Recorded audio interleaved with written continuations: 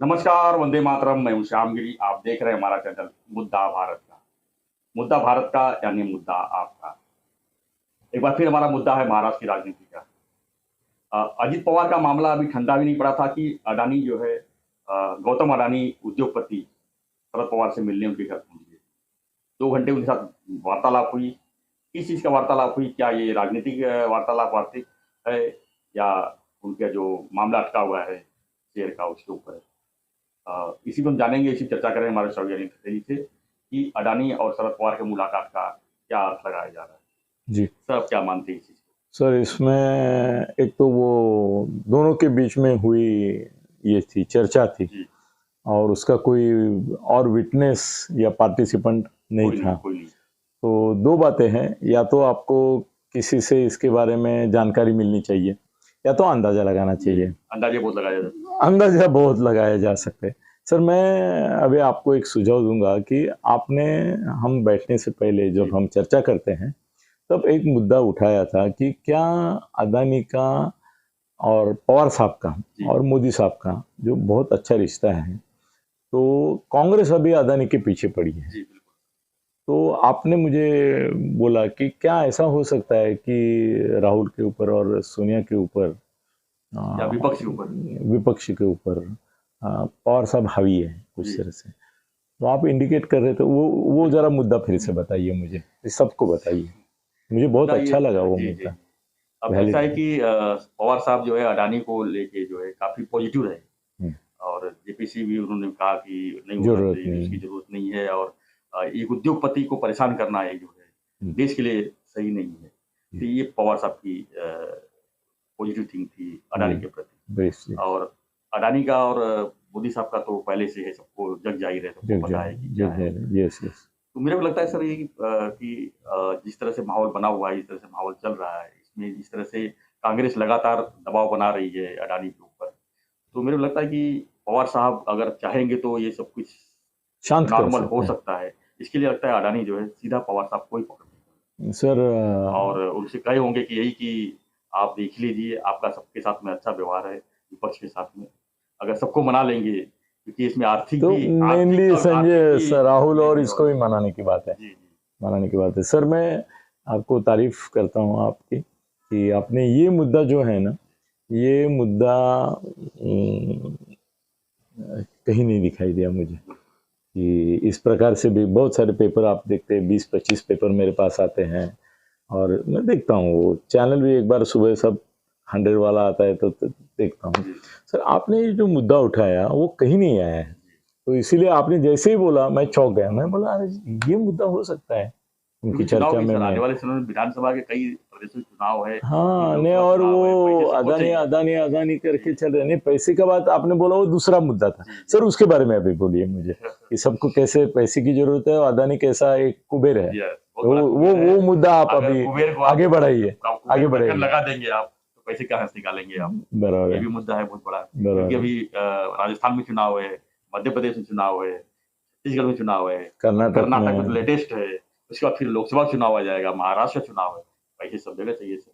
Yes yes. पैसे कहाँ से आएँगे? तो जो एक कुबेर उद्योगपति अगर अदानी अगर चाहिए। उद्योगपति को ही आप मार दोगे, तो पैसे किससे माँगना? क्योंकि बिना पैसे का तो कुछ नहीं होता है। नहीं। चुनाव में कितने पैसे खर्चा होते हैं, किसी को पता नहीं, लेकिन पैसा खर्चा होता है। यस यस काले यस धन यस इसमें बहुत यस। आते हैं। तो ये उद्योगपति ही पैसा आपूर्ति करते हैं, बाद में उनके काम जो है ये पॉलिटिकल लीडर ही करके देते हैं, उनका पैसा वसूल होता है। तो ये मामला जो है अडानी का भी हो सकता है क्योंकि अडानी के पास पैसे तो बहुत सबको पता है। सर, पवार साहब से पैसे के बारे में अगर बात हुई होगी तो वो किस प्रकार से हुई होगी? मतलब पवार साहब ने उनको बोला होगा कि भाई हमारे इलेक्शन के लिए कुछ फंड चाहिए, ऐसा बोला होगा, बोलेंगे या बोलेंगे उन्होंने ऑफर दी होगी इंडिकेट कि किया मैं जाएगा, उन्होंने करूंगा? खुद इंडिकेट करें क्योंकि ऐसा नहीं लगता कि पहली बार इंडिकेट कर रहे हैं, तो पहले भी उनके लेन-देन हुई रही होगी। बहुत पुराने दोस्त है वो। ये तो सर सबको पता है कि बिल्कुल बिल्कुल चुनाव बिल्कुल। नहीं रहेगा तो भी कुछ ना कुछ फंड में पैसे तो ज़रूरत यस पड़ते ही यस, है। ये मुद्दा जी, जी। एक दो जगह आया है कि फंड के बारे में भी बात हुई होगी, मगर मैं दाद देना चाहूँगा कि ये मुद्दा आपने अलग से जी, जी। एम्फोसिस किया है। सर, अब मेरी बारी है कि जी, मैं कुछ मुद्दों का जिक्र करूं। सर, उसमें एक बात ये ऐसा है कि मोदी के पहले से अदानी साहब की और पवार साहब की गहरी रिलेशनशिप थी। जी, और सर, मैंने ऐसा मुझे मालूमात है कि उनका बाप बेटे के जैसा नाता था। जी, सर, ये दलाल था, अदानी जो था एक मामूली दलाल था, कमीशन एजेंट था। जी जी तो वो जब मिला पवार साहब को, तो पवार साहब ने देखा इसमें तेज है, वो कुछ बन सकता है। तो उन्होंने उसको बोला अदानी को कि तुम ये कमीशन एजेंट के इसमें सीमित मत रहो, आगे चल के 100-200 साल तक ऊर्जा, एनर्जी जी सेक्टर को बहुत भविष्य है। तो तुम एनर्जी सेक्टर में जाओ, सौर ऊर्जा है, अलग अलग प्रकार की ऊर्जा है, जितने भी प्रकार की ऊर्जा है उसमें जाओ, उसको तुमको सक्सेस मिलेगा। और वो उसी तरह से ऊर्जा में गए और उनका सक्सेस अभी हम देख रहे हैं। फिर बाद में पोर्ट में गए, अभी अभी तो स्काई इज द लिमिट, अभी तो एकदम अभी ऊपर लेवल पे, स्काई अभी तो इज द उसका कोई लिमिट। तो जवाब नहीं। पवार साहब के उनके ऊपर बहुत उपकार है, क्योंकि वो मेंटोर है उनके, मोदी नहीं है, जी मेंटोर उनके पवार साहब है। तो वो सर कैसे हैं कि पवार साहब ने अदानी जी की बाजू ली, साइड से बोले, उसके लिए ग्रेटिट्यूड एक्सप्रेस, थैंक्स गिविंग भी करना है ना उनको। तो वो भी एक मुद्दा रहेगा, 2 घंटा क्या थैंक्स गिविंग नहीं करेंगे तो एक मुद्दा वो रहेगा। और एक मुद्दा मुझे ऐसा लगता है कि सर 2019 से मोदी साहब पवार को नहीं मिले हैं, जबकि पवार साहब ने अपॉइंटमेंट के लिए उनको इंडिकेट किया था जी जी किसी के थ्रू, प्रफुल्ल पटेल के थ्रू किया था, तो उसमें कोई छुपाने की बात नहीं है, मगर उन्होंने अपॉइंटमेंट नहीं दी क्योंकि वो गुस्सा है। क्योंकि 2019 में पवार साहब ने उनको प्रॉमिस किया था जी कि मैं महाराष्ट्र में इसको सत्ता भेजता हूँ बनाएंगे। और सत्ता बनाएंगे। बाद में वो सुप्रिया सुळे की वजह से अलग हो गए, बैकफुट पे गए, पर वहां से मोदी नाराज है और अजीत के ऊपर रिवेंज के तौर पे उन्होंने आईटी के छापे डाले, ये किया, वो सब हुआ।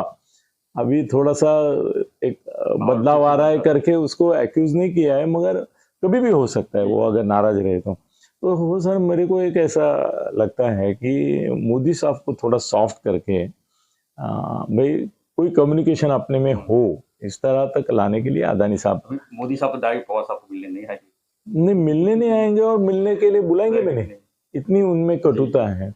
हो तो सकता है ये दूर बन जाए। वो कटुता दूर करने के लिए अभी पवार साहब कोशिश कर रहे हैं, ऐसा दिख रहा है कि भाई उनकी पदवी के बारे में उनकी साइड ली उन्होंने, जेपीसी की जरूरत नहीं है अदानी मामले में, और अदानी की बाजू थी, वैसे मोदी को भी रिलीफ था कि और एक विपक्ष का इतना बड़ा नेता अगर बोलता है कि जरूरत नहीं है तो वो भी हो गया। बाद में उन्होंने एक स्टेटमेंट बहुत अच्छा दिया जो अदानी के फेवर में और मोदी साहब के फेवर में था कि अगर आर्थिक उद्योगपतियों को आप इस तरह से डरा धमका के या ब्लैकमेल करके ये करेंगे तो ये देश की आर्थिक तरक्की नहीं होगी। ये मुद्दा भी दोनों के लिए काफ़ी था। और एक बात सर थोड़ी मेरे समझ में आ रही है, वो आपसे शेयर करता हूँ और आप लोगों से भी शेयर करता हूँ कि सर ये जो यूपीए इनडायरेक्टली बन रही है, मतलब कांग्रेस, फिर तेलंगाना पार्टी, तो हमारा, हाँ मतलब नाम ही लेते क्योंकि पार्टी के नाम कोई महत्व नहीं रखते, ममता बनर्जी है, पटनायक है, नीतीश कुमार है, तुम्हारा स्टालिन है, रेड्डी है, ये चंद्रशेखर राव है, तो ये सब मिलके कोई एक फ्रंट बनाने की सोच रहे हैं सर। वो फ्रंट में भेद डालने की नीति पवार साहब ने थोड़ी सी अपनाई है, ऐसा दिखता है। वो राहुल के साथ संबंध बनाए हुए हैं, मगर राहुल उनका लीडर नहीं हो, ऐसा भी देख रहे हैं। इसके लिए मुझे कभी कभी ऐसा लगता है कि उन्होंने संजय को बोला होगा कि तुम ये सब लोगों को आपस में बांध के रखो, मगर राहुल का नाम मत लो, तुम उद्धव का नाम चलाओ। हमने बीच में वीडियो बनाया था, तो हो सकता है कि वो विपक्ष की जो एक आने की प्रक्रिया है उसमें वो बाधा डालने की कोशिश मोदी को खुश करने के लिए कर सकते हैं, और हो सकता है तो वो अदानी के थ्रू वो भी मैसेज पास ऑन कर सकते हैं। और एक बात मतलब उसका सर, ये इनका मीटिंग जो कल हुआ उसके पहले मुझे किसी ने बोला था, अभी ये मीटिंग का संबंध जोड़ सकते हैं हम लोग, कि एक बहुत बड़ा प्रोजेक्ट वेस्टर्न महाराष्ट्र में अदानी जी का आ रहा है।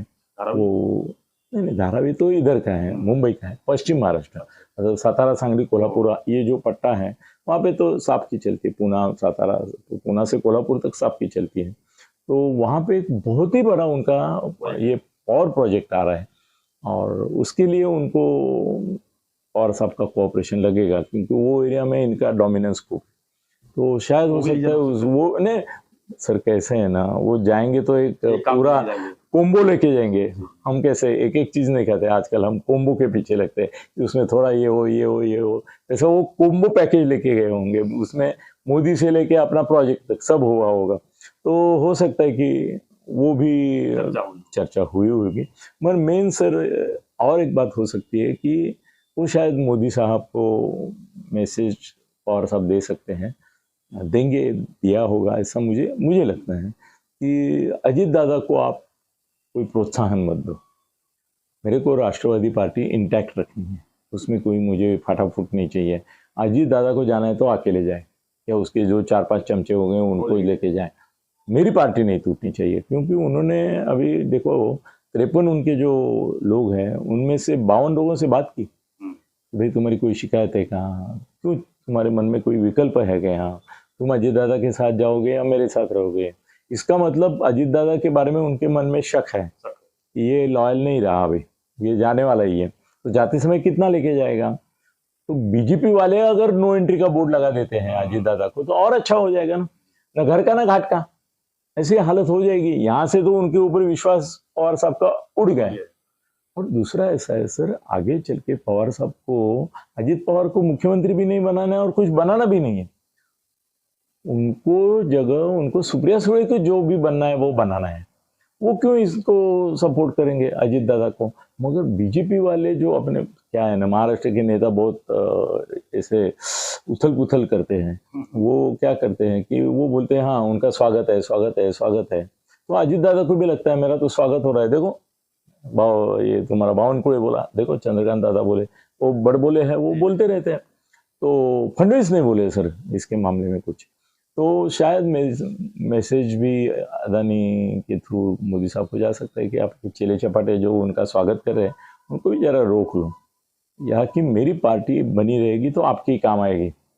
इलेक्शन में अगर जैसा वो एक हवाला आया है कोई, उसका विनोद तेवड़े ने इनकार किया है, मगर वो चल रही है बात कि 25 से ज़्यादा नहीं आएंगे 48 में से, मतलब 23 जगह राष्ट्रवादी कांग्रेस और शिवसेना उबाठा इसके लोग आएंगे, ऐसा एक चल रहा है अभी से बहुत सारे सर्वे आते हैं, उसमें एक वो है।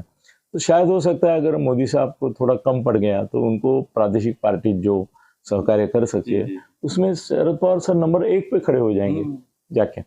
तो उसके पहले थोड़ा सा सॉफ्टनिंग करना पड़ता है, बफर एक चाहिए, तो वो बफर के तौर पे भी अदानी साहब ने कुछ बातें की होगी। कुल मिला के सर मुझे सक्सेस लगता है अदानी की मीटिंग से, पॉलिटिकली बहुत इम्पोर्टेंट लगती है। अब सर इसमें मेरे अभिमान की और आनंद की बात यह है कि पवार साहब ने अदानी के साथ क्या बोला ये किसी के साथ शेयर नहीं किया सर, कोई उनका सीनियर नेता नहीं गया, मगर हमारा दोस्त, अभी आपका भी दोस्त है वो Sanjay Raut, within half an hour पहुंच गया उधर। अदानी जैसे ही निकले पवार साहब ने उसको बुला लिया, और मेरे अंदाज से उन्होंने शेयर भी किया होगा कि क्या बातचीत हुई ये हुई, क्योंकि अभी ऐसा बोल के अब मेरे को मुसीबत में डाल, तो नहीं आज मैं इसके बारे में ऑन द रिकॉर्ड कुछ हाँ या ना नहीं बोलूँगा, बातें तो मेरी रोज होती है, तो मगर इसके बारे में सर उसकी मुझे और परमिशन चाहिए। हुई है उनके उन दोनों के बीच में। आपका फोन भी नहीं उठाया? नहीं ऐसा नहीं होता है, दोस्त है वो माफ़ कर देता है, मैं भी माफ़ करता हूँ कई बार उसको, मगर बातें हुई है हमारी, मगर मुझे उससे परमिशन नहीं है आज शेयर करने की, क्योंकि अदानी ने जो पवार साहब को बोला वो ऑफ द रिकॉर्ड है ना, एकदम सीक्रेट मीटिंग है। तो संजय उनका और एक बेटा संजय है आज की तारीख में, तो संजय से उन्होंने शेयर किया, इसका मतलब संजय मुझसे शेयर करे ही नहीं होता है, किया भी होगा तो वो फिर मेरे से वचन लेगा कि भाई तुम ये मत बोलो, मेरा नाम मत लो या कोट मत करो, तो बातचीत हो गई। वो मुझे जितना अलाउड करेंगे, कल आपके इसमें बोलूंगा, मेरे इसमें भी बोलूंगा, उसमें भी बोलूंगा, उसमें कोई चक्कर नहीं है। मगर मेरे को एक आनंद लगा कि भाई मेरे दोस्त कितने इम्पोर्टेंट है, और वो तो राष्ट्रीय लेवल पर उद्धव ठाकरे को प्रधानमंत्री का मोदी के खिलाफ उम्मीदवार बनाने के लिए, और उसमें प्रॉब्लम हो रहा है कि पवार साहब नहीं चाहते, पवार साहब खुद भी बनना नहीं चाहते, क्योंकि उनको मालूम है नहीं बनाएंगे, सबका अविश्वास है, और राहुल को भी बनने नहीं देना है उनको, और उद्धव भी बने तो महाराष्ट्र में उसका भाई वो गिरे कुछ हुए, मगर महाराष्ट्र में वो नंबर 1 का लीडर बन जाएगा ना, जी। मोदी के खिलाफ का, सर देश भर में उसकी रोज चर्चा होगी बिल्कुल होगी। होगी ना, तो वो नहीं चाहते वो। सर तो कुल मिला के अदानी का ये मिशन जो था वो 10% वो उनका प्रोजेक्ट जो आ रहा है उसके बारे में रहेगा, 90% पॉलिटिकल था, और मेरे ख्याल से पवार साहब सक्सेस हुए होंगे। धन्यवाद सर। कहते कि तो हम चर्चा कर रहे थे कि शरद पवार के घर पे जो है गौतम अडानी का मुलाकात किस तरह की बात हुई होगी और किस तरह का उसमें चर्चा होगी, अंदाजा लगा रहे अंदाजा हैं। लगा रहे थे। और हमारा अंदाजा आपको कैसा लगा हमें कमेंट बॉक्स में लिखिए, और आप क्या मानते हैं इस चर्चा के ऊपर और इस मुलाकात के ऊपर, कमेंट बॉक्स का इंतजार रहेगा। और बने रहिए हमारे साथ, देखते रहिए हमारा चैनल मुद्दा भारत। जय हिंद, जय हिंद, जय महाराष्ट्र।